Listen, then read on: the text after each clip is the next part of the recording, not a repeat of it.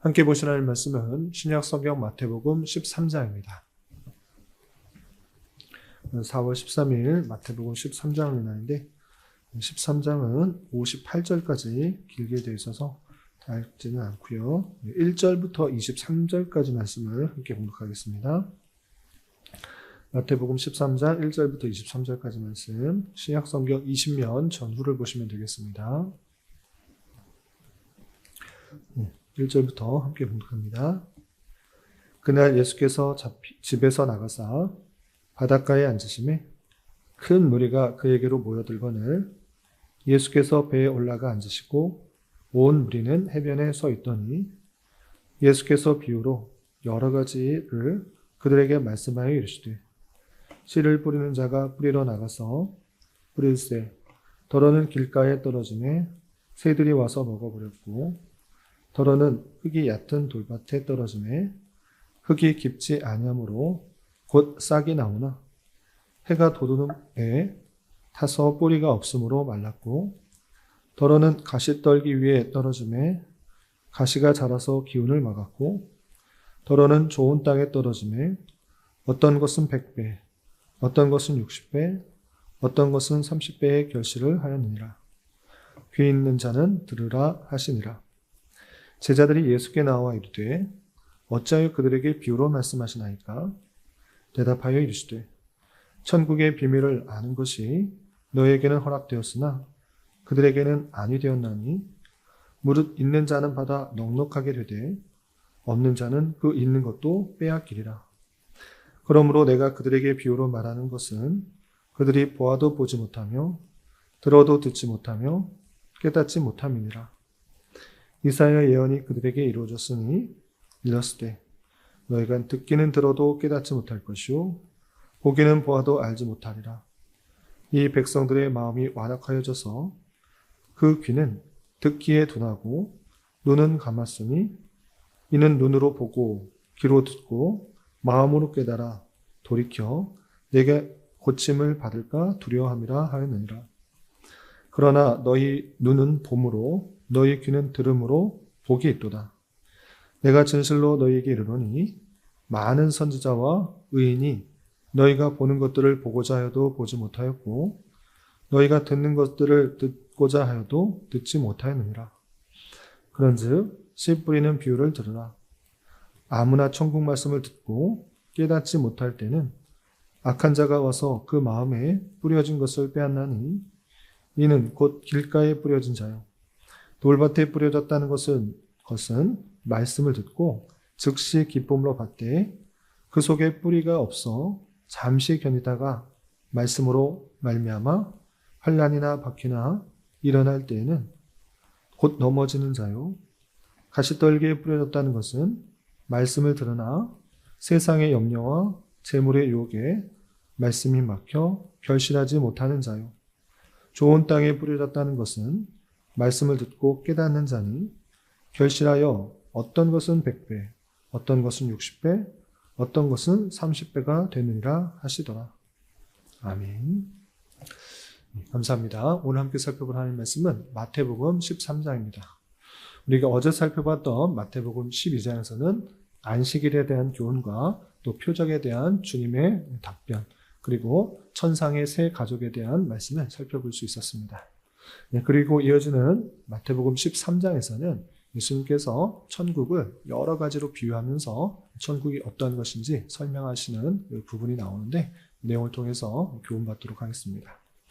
먼저 1절부터 우리가 읽었던 23절까지는 천국의 비유 중에 4가지 땅에 떨어진 씨 비유에 대해서 이렇게 비유하시고 설명하십니다. 먼저 비유 내용을 보시면 3절에 이렇게 있습니다.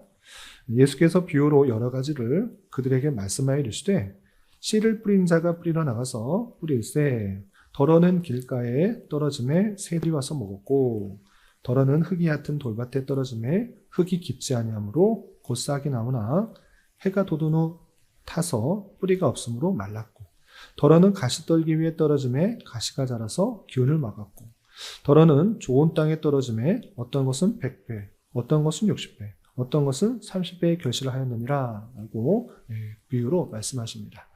씨를 뿌렸는데 4가지 땅에 떨어졌는데 말라버린 것도 있고 새가 먹어버린 것도 있고 또는 여러 가지 가시로 말미암아 자라지 못한 것이 있는데 잘 자란 것이 있다. 이것을 말씀하신 것입니다. 왜 갑자기 예수님께서는 씨를 4가지 땅에 떨어뜨려서 그것이 어떻게 나는지 그 비유로 말씀하시는가? 이것은 그냥 농부가 어떤 일들이 있었는지를 말하고자 하는 것이 아니라 비유인 것입니다. 천국에 대한 비유인데 이 비유에 대해서 친히 예수님께서 설명하시는 것입니다. 그 설명의 내용이 19절이야 23절에 이렇게 친절하게 설명해 주고 계십니다. 내용을 보시면 19절 보시면 천국 말씀을 듣고 깨닫지 못할 때 악한 자가 와서 그 마음에 뿌려진 것을 빼앗는다. 그것이 곧 길가의 밭에 뿌려진 씨다 라고 말씀하고 있는 것입니다. 길가는 땅이 곧 단단해서 그것에 뿌리를 낼 수가 없는 것입니다. 그렇기 때문에 복음의 말씀을 들었으나 천국 복음의 말씀을 들었으나 마음속 깊이 들어가지 않고 악한 자가 그것을 빼앗는 그런 모습이다라고 비유하신 것입니다. 그럼 돌밭에 뿌려졌다는 것은 무엇인가? 라고 할 때 20절, 21절 보시면 말씀을 듣고 즉시 기쁨으로 받되 뿌리가 없어 잠시 견디다가 환난이나 박해가 일어날 때 넘어지는 자다라고 하면서 어느 정도 뿌리는 박지만 곧 환난 박해가 있을 때 그것을 깊게 내리지 못하고 다양한 돌들로 말미암아 뿌리를 내지 못해서 결실을 맺지 못하는 그런 모습이다라고 표현하고 있는 것입니다. 그럼 가시떨기는 무엇인가? 가시떨기에 떨어졌다는 것이 무엇인가? 22절에 보시면 말씀을 들으나 세상의 염려와 재물의 유혹에 말씀이 막혀 결실하지 못하는 자다라고 하면서 어느 정도 뿌리도 내리고 또 자라는 모습들은 있지만 다양한 가시와 같은 유혹들이 있는 것입니다. 세상의 염려와 유혹들로 말미암아 잘 자라지 못하고 결실하지 못하는 그런 모습들을 비유한 것입니다.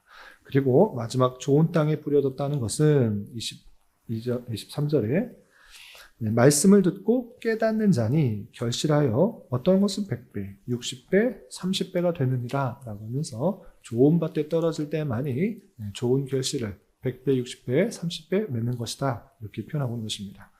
이렇게 천국에 대한 비유, 첫 번째 비유는 4가지 땅에 떨어진 씨의 비유를 말씀하시는데 그것을 통하여서 우리는 이것을 가시밭이나 또는 돌짝밭이나 그리고 길가밭과 같은 모습일 때 다 일구어서 좋은 밭이 되어라 라고 하는 말씀이라기보다는 예수님께서 천국 복음을 전할 때 그 반응들이 어떻게 나타나는지를 직접적으로 알려주는 말씀이다. 우리는 이렇게 이해해야 될 것입니다. 왜 그렇게 말씀하시고 있는가라고 할 때 그 비유로 설명하시는 비유로 말씀하시는 이유를 이렇게 말씀하셨기 때문에 그렇습니다. 왜 그런가? 보시면 10절, 11절에 이렇게 말씀하십니다. 10절 먼저 보시면 제자들이 예수께 나와 이르되 어찌하여 그들에게 비유로 말씀하시니까 직접 알려주시지 왜 비유로 말씀하십니까? 비유를 통해서 더 잘 이해하게 하시려고 하는 것입니까? 이런 궁금증이 들었을 때 예수님께서 말씀하신 것이 아주 놀랄만 합니다. 어떻게 대답하시는가? 11절에 보시면 대답하여 이르시되 천국의 비밀을 아는 것이 너희에게는 허락되었으나 그들에게는 아니 되었나니 라고 하면서 천국의 비밀을 아무리 설명해도 받아들이는 사람이 있는가 하면 그렇지 않는 사람이 있다 라고 그렇게 표현하고 있는 것입니다. 그래서 13절 보시면 내가 그들에게 비유로 말하는 것은 그들이 보아도 보지 못하며 들어도 듣지 못하며 깨닫지 못함이니라 라고 하면서 비유로 말할 때 아무리 말해도 택함을 받지 못한 자, 여러 가지 근심과 걱정과 박해나 세상의 염려들이 있을 때 그것을 전혀 받지 못한다라고 표현하고 있는 것입니다.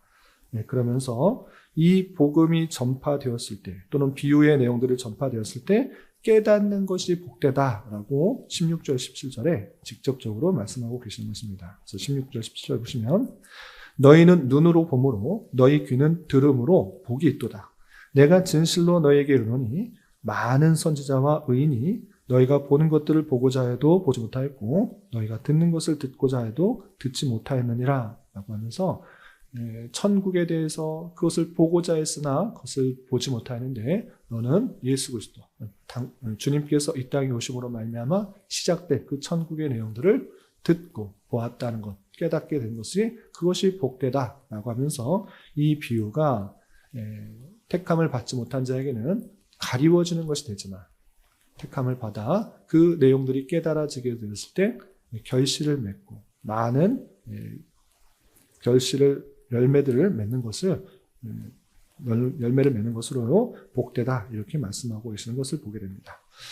그리고 두 번째 비유에 대해서는 또 34절 이하 43절까지 되는데 가라지의 비유입니다. 가라지의 비유는 어떤 것인가 할 때 24절에 이렇게 되어 있습니다. 24절 보시면 예수께서 그들 앞에 또 비유를 들어 이르시되 천국은 좋은 씨를 제 밭에 뿌린 사람과 같으니 두 번째 비유는 좋은 씨를 제 밭에 뿌린 씨와 같다. 아까 또 좋은 밭에 씨를 뿌린 좋은 땅에 씨를 뿌린 그 모습과 같다는데 이번에는 또 차이점이 있습니다. 어떤 차이점이냐? 그 천국이 좋은 씨를 밭에 뿌렸기 때문에 자연적으로 어떻게 되겠습니까? 100배, 60배, 30배의 결실을 맺게 될 것이다 생각하는데 그 땅에 어떤 것이 들어오냐? 25절 보시면 사람들이 잘 때 그 원수가 와서 곡식 가운데 가라지를 덧뿌리고 갔더니 싹이 나고 결실할 때 가라지도 보이거늘 집주인이 종들이 와서 말하되 주여 밭에 좋은 씨를 뿌리지 아니하였나이까 그런데 가라지가 어디서 생겼나이까 주인이 이르되 원수가 이렇게 하였구나. 종들이 말하되 그러면 우리가 가서 이것을 뽑기를 원하시나이까 라고 하면서 좋은 밭에 뿌려주니까 자연적으로 잘 자라는 것입니다. 그런데 원수가 지금 뭐하고 있습니까? 가라지를 덧뿌리고 간 것입니다.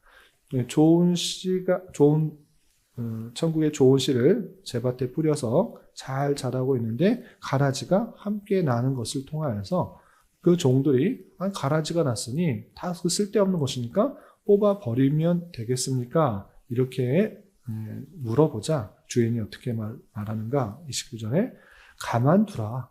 가라지를 뽑다가 곡식까지 뽑을까 염려하노라 라고 하면서 당연히 밭에 있는 그 가라지들, 잡초들, 쓸데없는 풀들 다 뽑아내야 될 것 같은데 뽑지 말고 남겨두라 라고 말하고 있는 것입니다. 그러면 계속 놔두는 것인가? 그렇지 않고 30절 보시면 둘 다 추수 때까지 함께 자라게 두라.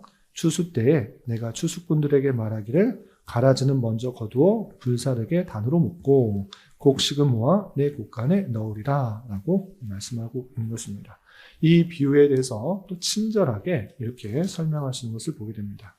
건너뛰어서 37절 이하 43절 보시면 좋은 씨를 뿌리는 이는 인자요 밭은 세상이요 좋은 씨는 천국의 아들들이요 가라지는 악한 자의 아들들이요 가라지를 뿌린 원수는 마귀요 추수 때는 세상 끝이요 추수꾼은 천사들이니 그런즉 가라지를 거두어 불에 사르는 것 같이 세상 끝에도 그러하니라. 인자가 그 천사들을 보내리니 그들이 그날에서 모든 넘어지게 하는 것과 또 불법을 행한 자들을 거두어내어 풀무불에 던져 넣으리니 거기서 울며 이를 갈게 되리라. 그때의 의인들은 자기 아버지 나라에서 해와 같이 빛나리라. 귀 있는 자는 들으라 라고 하면서 천국의 모습이 예수 그리스도로 말미암아 시작되어서 좋은 열매들을 맺어가는 그 모습들이지만 현재는 악한 자, 즉 원수 마귀가 나타나서 가라지를 뿌리고 난 그 모습들이다. 악한 자들이 함께 공존하는 모습이다. 현재 상태는 그런 모습이다 라고 하면서 천국의 현재성들을 말씀하고 계시는 것입니다. 그렇기 때문에 당장에 악한 자들을 다 뿌리 뽑는 것이 아니라 악한 자들을 다 제거하는 것이 아니라 가만두고 최후의 심판 때 그 악한 자들을 다 풀무불에 던져 넣을 것이다. 그리고 나서 의인들은 아버지의 나라에서 해와 같이 빛나게 될 것이다. 이렇게 표현하고 있는 것을 보게 됩니다. 이렇게 천국에 대해서 다양하게 비유하면서 천국의 복음을 받아들이는 사람들이 어떤 모습이고 또 현재 모습은 어떠한지에 대해서 또 말씀하고 계신 것입니다.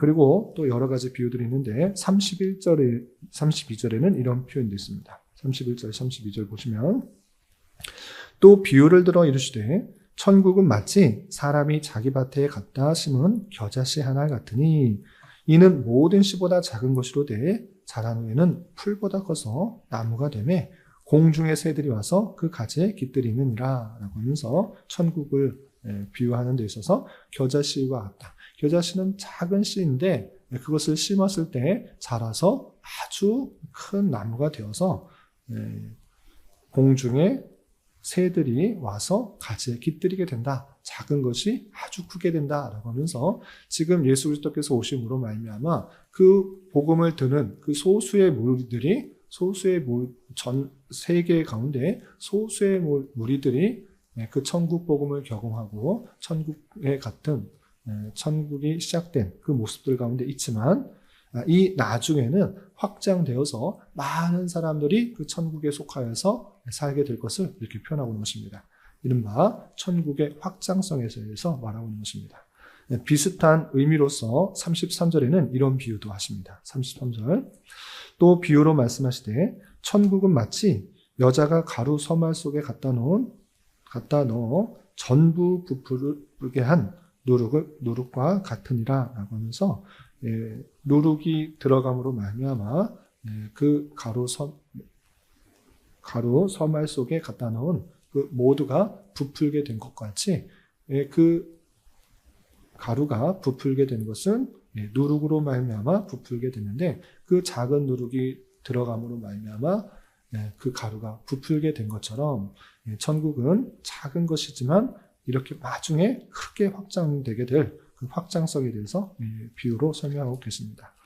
또 어떤 비유도 말씀하시는가 좀 건너뛰어서 44절에는 이런 표현이 있습니다. 44절 천국은 마치 밭에 감추인 보화와 같으니 사람이 이를 발견한 후 숨겨두고 기뻐하여 돌아가서 자기 소유를 다 팔아 그 밭을 사느니라 라고 하면서 밭을 갈구다가 자기 밭이 아니라 남의 밭을 이렇게 갈구다가 보석을 발견한 것입니다. 아주 큰 값진 보석이기 때문에 이것을 몰래 알려주지 말고 그 땅 주인에게 알려주지 말고 정말 귀한 것을 알기 때문에 자기가 가진 것을 다 팔아서 그 밭을 샀다라고 표현하고 있는 것입니다. 지금 밭 얘기, 보석 얘기를 하자는 것이 아니라 천국이 이와 같이 자신의 모든 것들을 다 팔아도 아깝지 않을 만큼 값지고 귀한 것이다 라는 것들을 강조하고 있는 것입니다. 또 비슷한 표현으로 45절, 46절에는 이런 표현이 있습니다. 45절, 46절 또 천국은 마치 좋은 진주를 구하는 장사와 같으니 극히 값진 진주 하나를 발견하며 가서 자기의 소를 다 팔아 그 진주를 사느니라 라고 하면서 진주 구하는 사람은 어떤 것이 비싸고 어떤 것이 싼지 다 아는 것입니다. 자기가 그것만 하는 사람입니다. 그런데 정말 값진 진주를 발견한 것입니다. 그렇기 때문에 내가 가진 소유를 다 팔아서 그 진주를 구하게 되면 더 큰 소득을 얻을 수 있기 때문에 다 팔아서 그 진주를 산다. 그런 진주 장사꾼과 같은 마음이다. 앞서서 비유와 같은 것인데 그만큼 천국이라는 것은 내가 가진 소유를 다 팔아도 아깝지 않을 정도로 귀한 것이어서 그 사람이 그 내용들을 알게 된다면 그 모든 것들을 다 바칠 정도로 기쁨과 감사로 지내게 된다라는 것들을 다 소유를 드릴 정도로 귀한 것이 된다라고 표현하고 있는 것입니다. 그리고 마지막 한 비유만 살펴보면 47절이야 50절에는 이런 표현이 있습니다. 47절 먼저 보시면 천국은 마치 바다에 치고 각종 물고기를 모는 그물 같으니 그물에 가득함에 물가로 끌어내고 앉아서 좋은 것은 그릇에 담고 못된 것은 내버리느니라 라고 하면서 천국의 그 종말 때의 말씀을 알려주고 있습니다. 천국은 현재는 지금 가라지도 섞여 있는 악한 자도 섞여 있는 그런 모습이지만 그 종국에는 어떻게 되는지를 비유로 설명하시는데 마치 물고기를 모으는 그물처럼 맨 마지막에 다 그물로 묶어서 좋은 것은 담고 나쁜 것은 버리는 그런 모습이다라는 것입니다. 먹을 수가 없는 그런 고기들, 판매 가치가 없는 그런 물고기들은 다 버리는 것입니다. 그런 것과 마찬가지로 49절 50절 보시면 세상 끝에도 이러하리라. 천사들이 와서 의인 중에서 악인들을 갈라내어 풀무불에 던져 넣으리니 거기서 울며 이를 갈리라 라고 하면서 천국의 비유에 있어서 현재 모습은 악인과 의인들이 섞여 있는 그런 모습들이지만 최종적에서는 하나님의 심판으로 말미암아 의인과 악인이 구분되어서 그 의인들은 하나님과 같이 또 악인들은 풀무불에 있게 될 것을 설명하고 있는 것을 보게 됩니다. 이런 것은 이런 비유를 다양한 비유를 통해서 예수님께서 말씀하신 것은 천국이 어떠한지를 알려주는 그 말씀인데 비유를 통해서 알려주신 이유는 다시 한번 말씀드리지만 천국의 비밀이 너희에게는 허락되었으나 그들에게는 아니 되었다. 이 천국의 복음을 듣고 깨달을 수 있는 것은 오직 하나님의 택하신 백성들이라는 것입니다. 복음이 전파되고 천국이 어떤 것인지를 알려줌에도 불구하고 마음이 완악하고 또 여러 가지 세상 근심과 또 염려들로 말미암아 받아들이지 않는 그런 사람들이 있는 것입니다. 그러나 우리는 그 복음들이 잘 받아들여져서 예수를 그리스도로 믿고 또 그가 이 땅에 오심으로 말미암아 천국이 시작되었다라는 것들을 말씀을 통해 깨달아 알게 된 것입니다. 이것을 깨닫고 아는 자가 복이 있는 것이라는 것들을 기억하며 이미 시작된 천국에 대해서 우리가 인식을 하고 또 그렇지만 현재는 악인들이 함께 있다라는 것 그리고 그 악인들은 최후의 심판 때 하나님께서 심판하실 것이라는 것들을 생각하면서 우리에게 주어진 삶을 더욱더 힘있고 또 담대하게 살아가야 될 것입니다. 이런 말씀의 교훈에 따라 오늘 하루 남은 한 평생 힘있게 살아갈 수 있는 저와 여러분이 되시기를 주님의 이름으로 부탁을 드립니다. 기도하겠습니다. 하나님 아버지 감사합니다. 오늘 말씀을 통해 천국에 대한 다양한 비유에 대하여 살펴보았습니다. 이런 말씀을 대한 자로서 하나님의 택하심을 받아 비유를 듣고 천국의 비밀을 깨닫게 해주신 주님께 늘 감사 찬송하는 자 되게 하여 주시고 천국의 확장성과 현재성 또 가장 소중한 것이라는 것을 깨달아 예수 그리스도로 말미암아 시작된 천국에 대하여 올바로 깨닫게 하여 주시고 천국 백성이 된 자로서 또 주어진 자리에서 성령의 풍성한 열매와 결실을 맺어가는 자 되게 하여 주시옵소서. 주님, 교회 내 육체의 질병과 연약함으로 병원에 치료를 받는 여러 성도들과 그 가족들이 있사오니 주님 붙들어 주셔서 건강하게 잘 회복될 수 있도록 은혜를 더하여 주옵시며 가족의 전도와 신앙을 위해 직장과 사업장의 문제로 주님께 간절히 기도하는 여러 지체들이 있사오니 주님께서 그 모든 사항과 여건, 마음과 생각을 주장하여 주셔서 하나님의 어떠하심을 잘 깨달으며 성령의 풍성한 열매를 맺어가는 좋은 기회가 될 수 있도록 인도하여 주시옵소서. 이 시간 한 주간의 삶을 올려드리며 각자 간절하게 간구하는 기도 제목 주님께서 들으시고 가장 선한 것들로 응답하여 주시옵소서.